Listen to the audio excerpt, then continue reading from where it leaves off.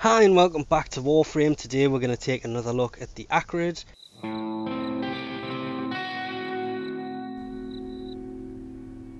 The reason we're going to come back to this, considering it's only been, what, 4, maybe 5 months since the last one. I did say then I'm going to stick some more formas in it. I'm going to come back to it because it used to be a really good pistol.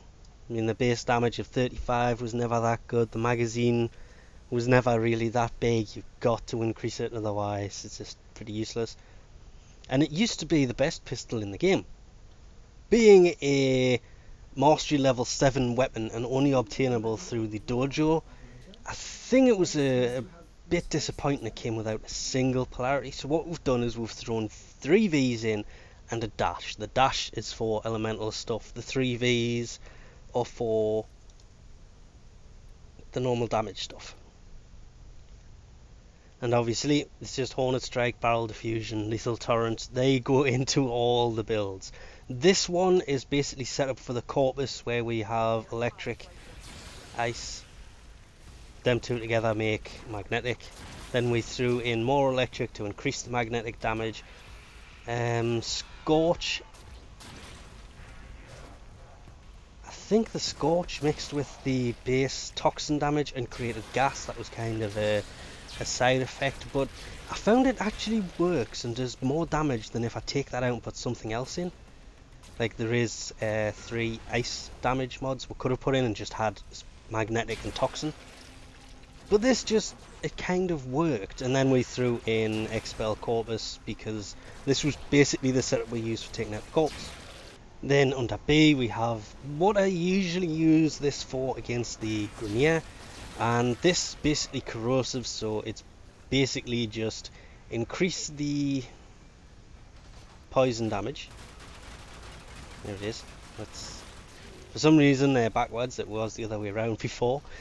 With pathogen rounds and pistol pestilence, and then increase the electrical, or add electrical to its base damage, because its base damage is toxin anyway. So you're just increasing the toxin and then adding both the electrical mods, which is Convulsion and Jolt, and then Expel Grineer, because that 30% extra damage, oh, that comes in so useful. Didn't really have a build for this for the Infested.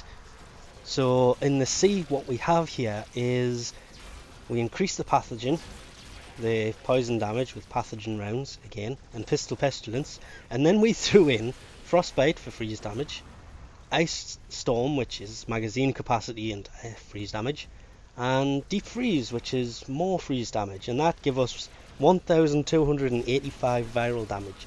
This will work pretty easily against all enemy types up until 35s, sometimes 40s will die from all factions using this build pretty easily. In all honesty though, this weapon still suffers from its one major downside, and that has got to be the travel time on each round, because it can really mess with your aiming.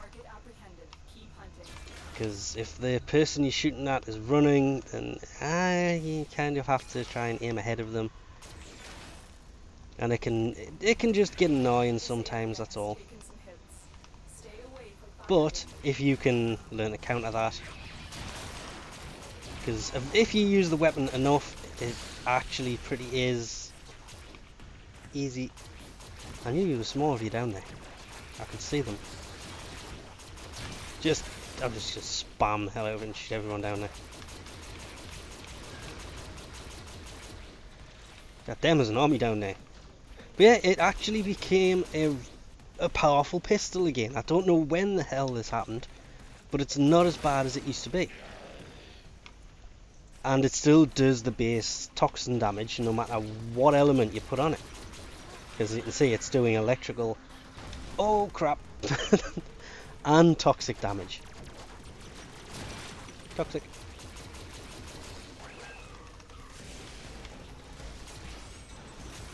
Uh-oh, I'm standing in the lasers, that's never good. It's just the travel time on the rounds that can be a bit of an issue. Like, countered. It is easy once you actually practice a bit. And these guys are in the 30s and going down. That was one shot, maybe two. So they go down ridiculously quick. I'm actually using this pistol a hell of a lot. Hence the reason it has the 3 separate builds in it. Because I'm loving this thing again. Because I never did show it love when it first came out. So we'll leave this off here for now. Thanks for watching, and I'll catch you next time.